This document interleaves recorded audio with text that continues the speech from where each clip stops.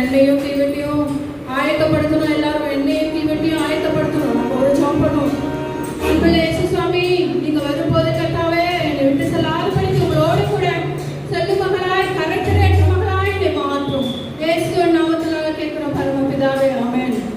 எல்லாரும் எண்ணெயும் தீவெட்டியும் ரெடி பண்ணிக்கோங்க. மணவாளன் வரப்போறாரு, ஆயத்தமா இருங்க எல்லாரும். என்னது மணவாளன் வரப்போகிறாரா? அப்போ நான் போய் ரெடி ஆகுறேன்.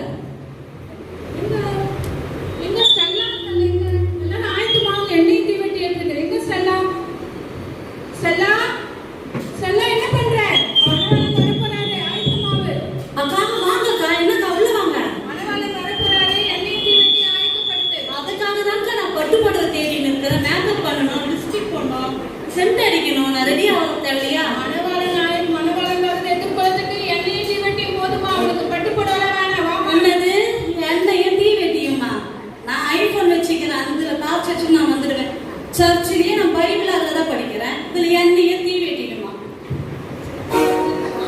எண்ணெய் தீ வெட்டியை ரெடி பண்ணுங்க, நம்ம ஆயத்தமாவோம். இன்னைக்கு மெசேஜ் கேட்டியம்மா, எவ்வளவு பிரயோஜனமா இருந்ததுல. ஒரு நல்ல மெசேஜ், எவ்வளவு நம்ம வாழ்க்கைக்கு பிரயோஜனமா மெசேஜ் கிடைச்சிச்சு. ஆமாக்கா, ரொம்ப நல்லா இருந்ததுக்கா. நான் நல்லா ஒரே அருமையா இருந்தது.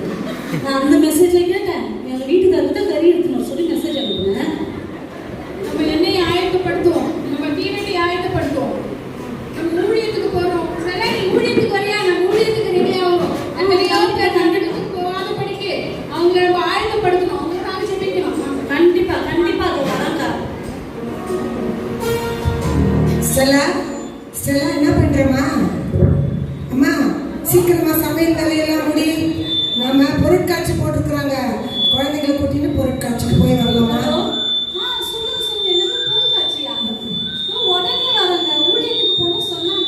இன்னொரு நாள் பார்த்துக்கலாம். நம்மளுக்கு இப்போ பொருட்காட்சி தான் முக்கியம். பஸ் வேற, நமக்கு ஃப்ரீ பஸ் தான் கேர்ள்ஸ் லேடிஸ்க்கெல்லாம். அதனால உங்களுக்கு பிரச்சனை இல்லை. கண்டிப்பாக நம்ம பொருட்காட்சிக்கு போயிடலாம். அக்கா சாரிக்கா, என் வீட்டுக்கு பொருட்காட்சி கூப்பிட்டுக்கிறாருக்கா. நான் கண்டிப்பாக அதுக்கு போகணும். ஊழியத்துக்கு இன்னொரு நாள் போய்க்கலாம். இதுலேயே கவர்மெண்ட் லீவ் வருதுல்ல, அப்போல்லாம் போய்க்கலாம். இது கண்டிப்பாக நான் போய் ஆகணும். சரிம்மா, நீ அடுத்த தடவை ஊழியத்துக்கு வந்துடு. சரியா? கண்டிப்பாக நீங்கள் ஊழியத்துக்கு போய்க்கலாம்.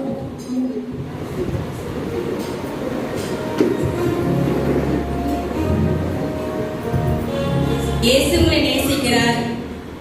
மனவனாக இயேசு கிறிஸ்து வரப்போகிறார். ஆயத்தமா இருக்கு. மணவாளன் வர போறாரா? மாடு பிடிக்க போறாரா? மணவாளன் வர போறாரா? மாடு பிடிக்க போறாரா? துபாய் போன என் வீட்டுக்காரர் 4 வருஷமா வரல. அவர் வருவாரு, நான் பார்த்துன்னு இருக்கிறேன். மணவாளன் வர போறாரா?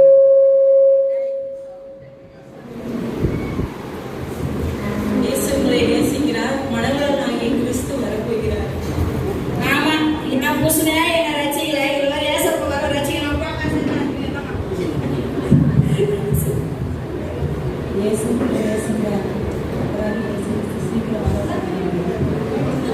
ஆனா ஒன்னா இதை உன எடுத்துக்கின்னு வெள்ளை புடவை கட்டிக்கிட்டு நான் பேப்பர் எடுத்துக்கினேன். இது ஒரு புடவை எடுத்துன்னு வரீங்களா? போமா.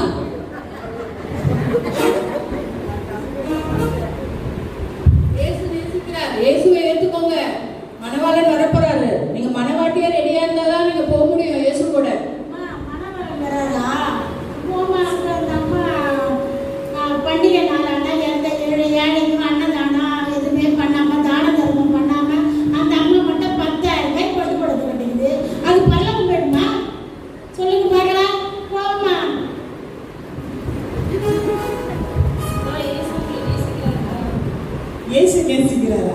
இதோ இவ இருக்கிற பாரு, வாழ்ந்தாலும் செத்தாலும் செப்பேற்றி போயிருக்கிறா. இவளை இயேசு நேசிக்கிறா.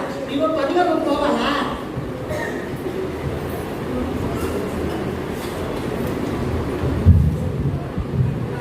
என்னக்கா ஊழியத்துக்கு போனா அடிக்கிறாங்க, திட்டுறாங்க, ரொம்ப கஷ்டமா இருக்குக்கா. சோர்ந்து போவாதம்மா. தீங்கு அனுபவி ஊழியத்தை பண்ணி சுவிசேஷ ஊழியத்தை பண்ண சொல்றது இருக்கு. ஒருவரும் நரகத்துக்கு போகாதபடி நம்ம ஒவ்வொருத்துக்காக ஜெபம் பண்ணலாமா?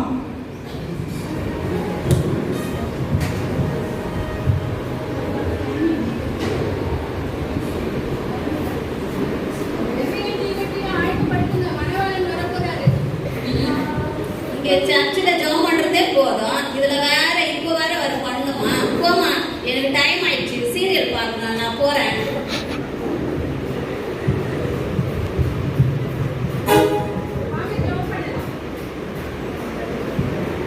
ஆண்டவரே, ஏசப்பா, ஒரு ஆத்மாவை நாய் போகாதோன்னு ஏசப்பா, உன்னோட கூட எங்களை எடுத்துக்கொள்ள சுவாமி. கர்த்தாவே, இருக்கிற ஒரு ஆத்மாவை நாய் போதும், உங்க சித்தமான காரியம் நன்றி வாசிக்கிறோம் ஏசு சுவாமி. இங்க ஒவ்வொருவரும் நாங்க உன்னோட கூட வர்த்தகதாய் நீங்க திருப்பலிக்கு வேணுமா என்று பேசப்பா. இயேசுவின் நாமத்தினாலே ஆமென்.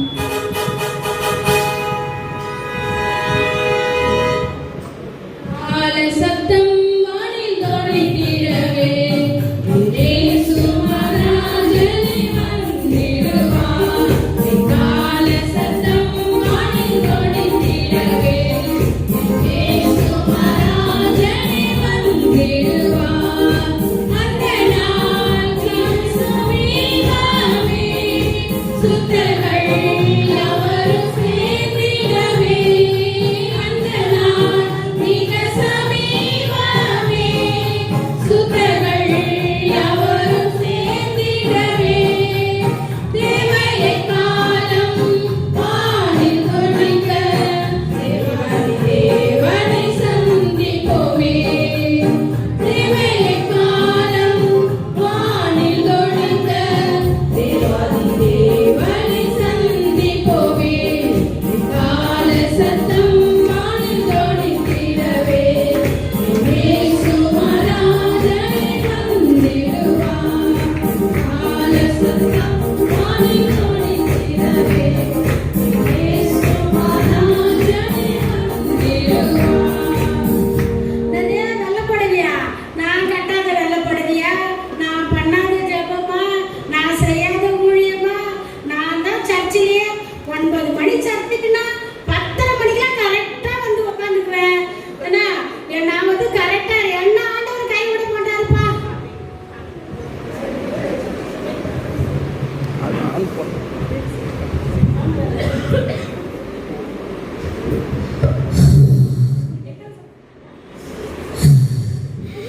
எக்கால சத்தம் ஊதுறாங்களே, மணமேல வந்துட்டாரா? ஐயோ, எக்கால சத்தம் ஊதுறாங்களே, மணமேல வந்துட்டாரா? ஐயோ, நம்ம ஆயத்தமா ஆகணுமே அதுக்கு.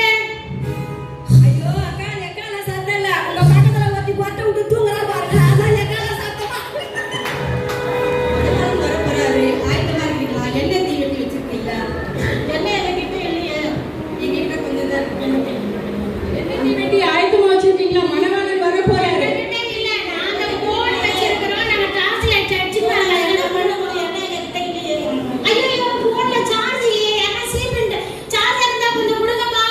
என்ன கொஞ்சம் சார்ஜர் கொடுங்கப்பா. அமேசான்ல ஆர்டர் பண்ணா கூட 4 நாள் ஆகும் வருது.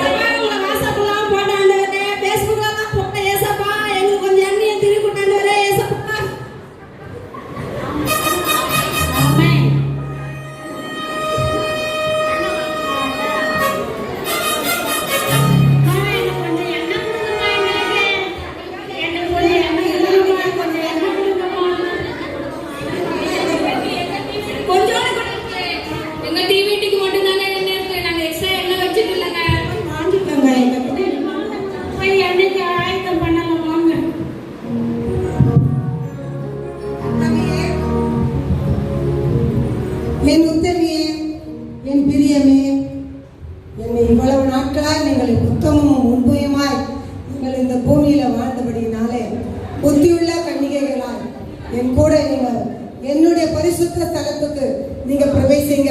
வாங்க போகலாம்.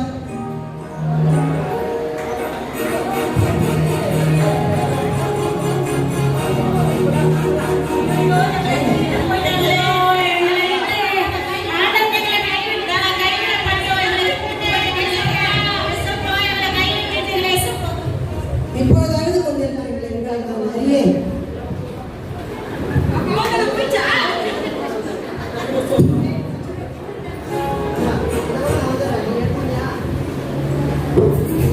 இந்த நாடகத்தின் கருத்து உங்களுக்கு தெரிந்திருக்கும். ஆண்டவர் எப்பொழுது வருவார் என்று தெரியாது. அவர் திருடனை போல வருவன் கூட சொல்லியிருக்கிறார் சாமி. அதனால நம்ம முடிந்த வரையில எவ்வளவு உண்மையா இருக்கணும். அப்பா அப்பா கொஞ்ச நேரம் இருக்க. எவ்வளவுக்கு எவ்வளவு உண்மையா இருக்கிறோமோ, எவ்வளவுக்கு எவ்வளவு அவர்கிட்ட நம்ம அன்பா பிரியமா பரிசுத்தமா இருக்கிறோமோ, இப்ப போன கன்னிகைகளை போல நாம அவர் வரவேற்கிறோம். அவருடைய கால சத்தம் நமக்கு கேட்கும். இந்த கதையை உங்களுக்கு பிடிச்சிருந்தா ஒரு கரங்களை தட்டி அந்த பிள்ளைகளை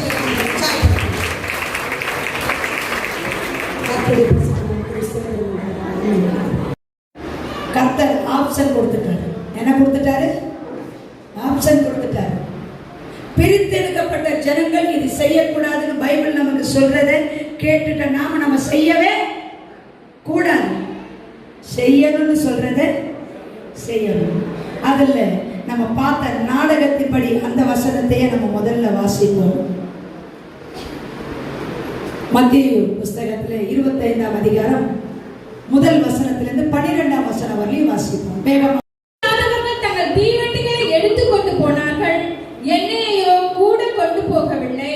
புத்தியுள்ளவர்கள் தங்கள் தீவெட்டிகளோடு கூட தங்கள் பாத்திரங்களில் எண்ணெயையும் கொண்டு போனார்கள். மணவாளன் வர தாமதித்த போது அவர்கள் எல்லாரும் நித்திரை மயக்கமடைந்து தூங்கிவிட்டார்கள். நடுராத்திரியிலே இதோ மணவாளன் வருகிறார், அவருக்கு எதிர்கொண்டு போக புறப்படுங்க என்கிற சத்தம் உண்டாயிற்று. அப்பொழுது அந்த கன்னிகைகள் எல்லாரும் எழுந்திருந்து தங்கள் தீவெட்டிகளை ஆயத்தப்படுத்தினார்கள். புத்தி இல்லாதவர்கள் புத்தி உள்ளவர்களை நோக்கி, உங்கள் எண்ணெயில் எங்களுக்கு கொஞ்சம் கொடுங்கள், எங்கள் தீவெட்டிகள் அழிந்து போகிறது என்றார்கள். புத்தி உள்ளவர்கள் பிரதியுத்தரமாக, அப்படியல்ல, எங்களுக்கும் உங்களுக்கு போதாமல் இராதபடி நீங்கள் விற்கிறவர்களிடத்தில் போய் உங்களுக்காக வாங்கிக் கொள்ளுங்கள் என்றார்கள். அப்படியே அவர்கள் வாங்க போன போது மணவாளன் வந்துவிட்டார். ஆயத்தமாயிருந்தவர்கள் அவரோடு கூட கல்யாண வீட்டுக்கு பிரவேசித்தார்கள். கதவும் அடைக்கப்பட்டது. பின்பு மற்ற கன்னிகைகளும் வந்து, ஆண்டவரே ஆண்டவரே, எங்களுக்கு திறக்க வேண்டும் என்றார்கள். அதற்கு அவர், உங்களை அறியேன் என்று மெய்யாகவே உங்களுக்கு சொல்கிறேன் என்றார். நல்ல ஒரு அல்லேலூயா சொல்லுங்களேன். ஆமென். அப்போ புத்திமதி ஆண்டவர் வர்ற அன்னைக்கு அறிவிக்கப்படல. பலமுறை சொல்லுங்க, பலமுறை பல நேரம் பல பேர் மூலமாய் எப்படி இருக்கணும் அப்படின்ற புத்திமதியை கேட்டும் அதுல 5 பேர் தேறினாங்க, 5 பேர் தேறல. அப்போ இங்க இருக்கிற பலராகிய நமக்குள்ள பல முறை ஆண்டவர் பல கூட்டத்தின் மூலமாய், பல ஊழியக்காரர் மூலமாய், பல ஊழியக்காரி மூலமாய் பல முறை வேதத்தை வாசிக்கும் போது பேசியிருக்கிறார். இன்றைக்கு நம்ம தெளிவா இருக்கிறோமா இல்லையான்னு நமக்கு நல்லாவே தெரியும்.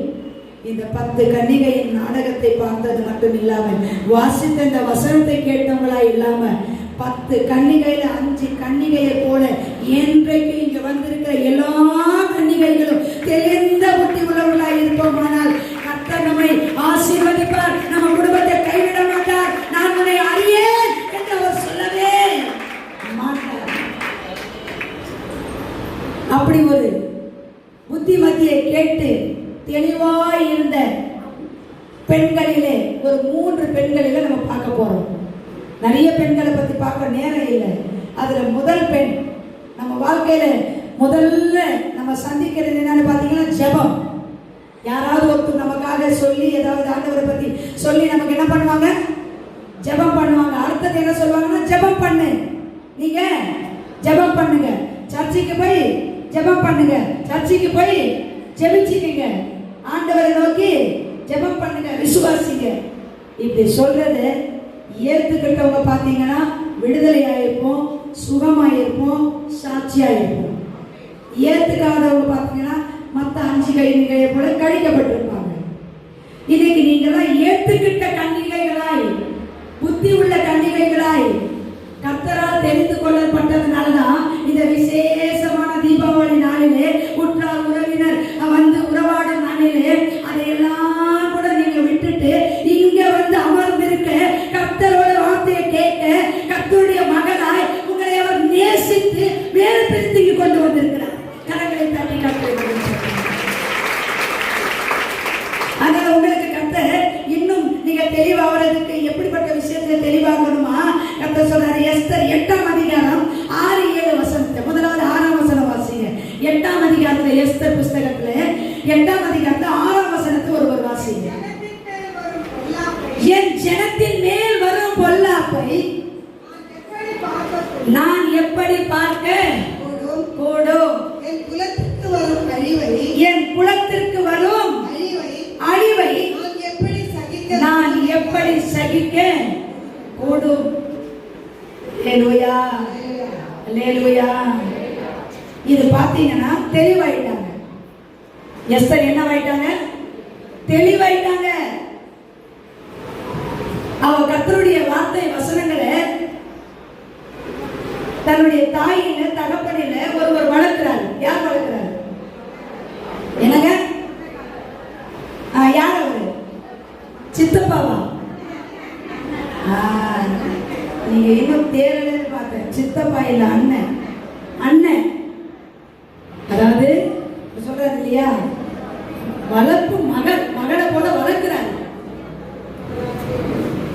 வாசித்து பாருங்க. 2ஆம் தெளிவா இன்னும் தெளிவா கேளுங்க. அதே எஸ்தர்ல 2ஆம் அதிகாரம் 7ஆம் வசனத்தை வாசிங்க. அவர் சித்தப்பாவா அண்ணாவா? அவன் தன் சிறிய தகப்பன் குமாரத்தியாகிய எஸ்தர் என்னும் அக்சாலை வளர்த்தான். அல்லேலூயா. அவளுக்கு தாய் தகப்பன் போதும். அவளுக்கு தாய் தகப்பன் இல்ல, அநாத பிள்ளை ஆயிட்டா. சிறிய தகப்பன்னா நம்ம சித்தப்பான்னு சொல்லுவோம். சித்தப்பாவுடைய மகனை அப்பா அம்மா இல்லாததுனால அவர் அண்ணனா இல்ல, அப்பாவை போல மகளை போல அவளை வளர்த்து கர்த்தருக்குள்ள புத்திமதியை சொல்லி பக்தி விருத்தியை சொல்லி அவர் வளர்த்ததுல அவர் தேறிட்டார். தேறினதுனால லாஸ்டா அவர் சொல்ற புத்திமதி, ராஜா கன்னிகைகளை செலக்ட் பண்றாரு, அதுல நீயும் என்ன பண்ண போ. அதையும் அவர் கேட்டார். அவர் கீழ்படித்ததுனால அவர் வாழ்க்கையில மேல்படி என்ன கண்டா? அவர் ராணி ஆனார். தாய் தகப்பன் இல்லாத ஒரு அநாத 127 நாடுக்கு ராணி ஆனார். அவர் தெளிவடைந்ததுனால. அவர் ராணி ஆயிட்ட பிறகும் அவர் தெளிவு மங்கி போகல. அவர் ராணி ஆயிட்ட பிறகு ராஜ அரண்மனையில, ராணி என்ற அரண்மனையில அவர் சுகபோகமா இருக்கிறா, செட்டில் ஆயிட்டா. அவளை வளர்த்த புத்திமதி சொன்ன அவருடைய அண்ணனும் வாசல்ல வெளியே இருக்கிறார். அவர் ஒரு செய்தி அனுப்புறாரு, மா உங்க ராஜா கிட்ட வேலை செய்யற ஒருத்தர் நம்ம குலத்தை அழிக்க திட்டம் போடுறான். நீ ராணியா இருக்கிறபடியால உன்னால எங்களை காப்பாத்த முடியும், எங்களுக்கு உதவி செய்ய முடியாது. நீ ராணிய வாழ்க்கையில வாழ்ந்துட்டு இருக்கிறதுனால நீ வந்துட்டு முயற்சி பண்ண முடியாது, செய்ய முடியாதுன்னா நீயும் யூத பெண் அழிந்து போவாய், ஞாபகத்துல வேணு ஒரு பயத்தையும் சொல்லி அனுப்புறாரு. இந்த 2 விஷயத்துமே அவ ஓரமா வச்சுட்டு தன்னை புத்திமதி சொல்லி வளர்த்த மொர்தெகாய் என்ற அண்ணனுக்கே புத்தி சொல்லி அனுப்புறா. தெளிவா இருக்கிறா. என்ன புத்தி சொல்லி அனுப்புறா? அந்த அனுப்பினவர்கிட்டயே மறுபடியும் நீ போய் சுசானில் இருக்கிற எல்லா யூதர்கள் எல்லாம் கூடி 3 நாள் அல்லும் பகலும் புசியாம சாப்பிடாம என்ன தண்ணி கூட குடிக்காம இருந்து உபவாசம் செஞ்சு செய்யுங்கள்.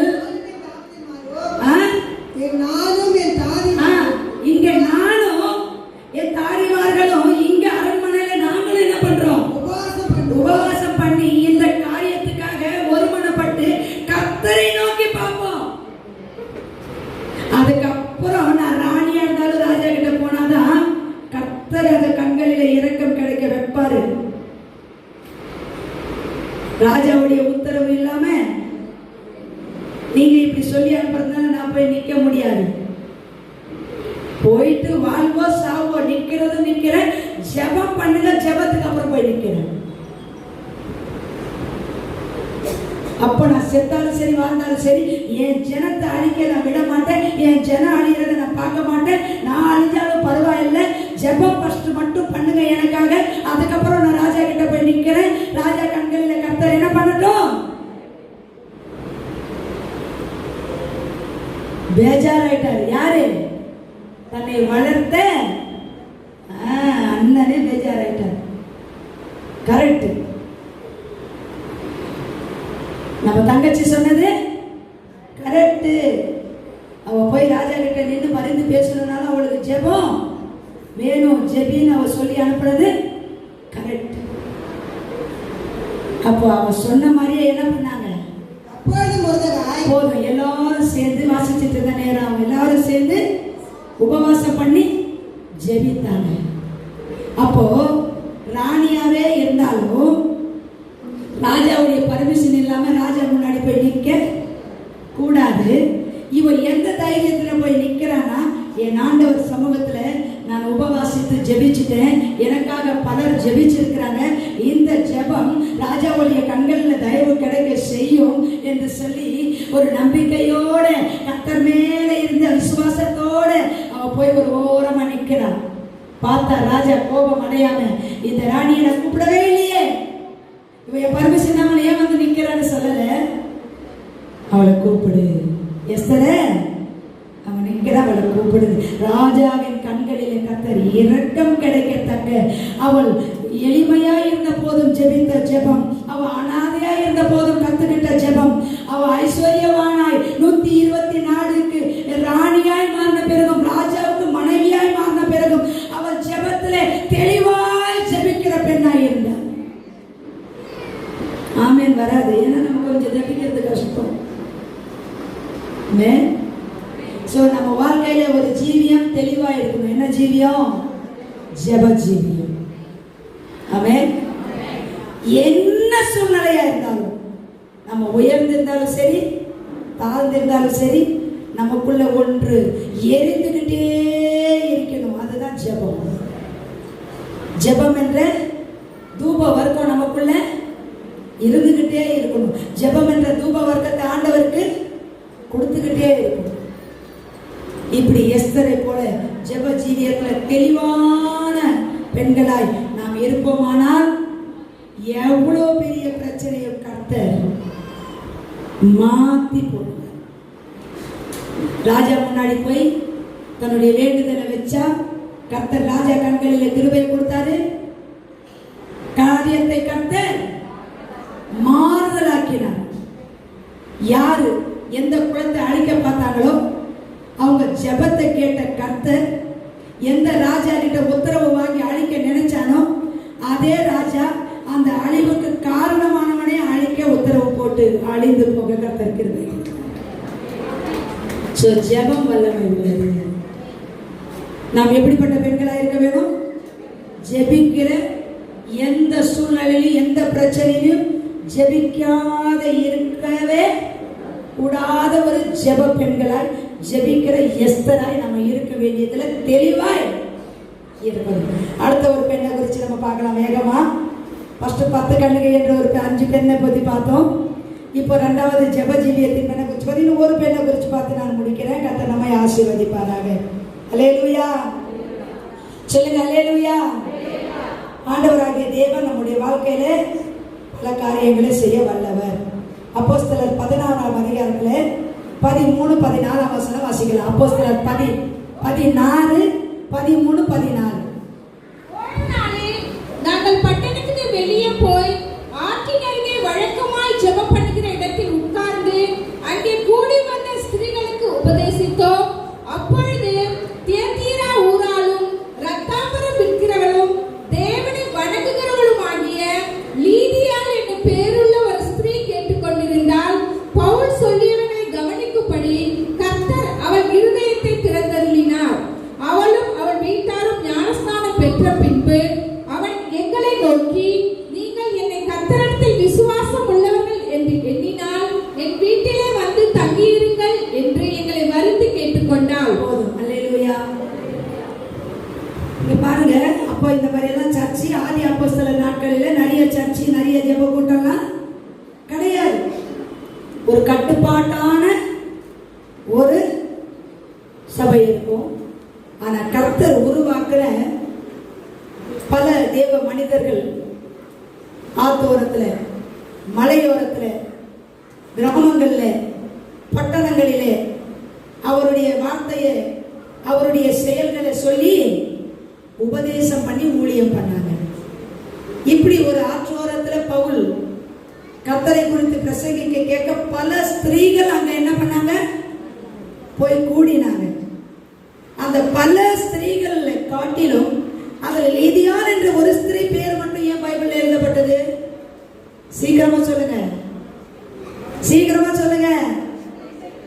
என்னங்க புரியல?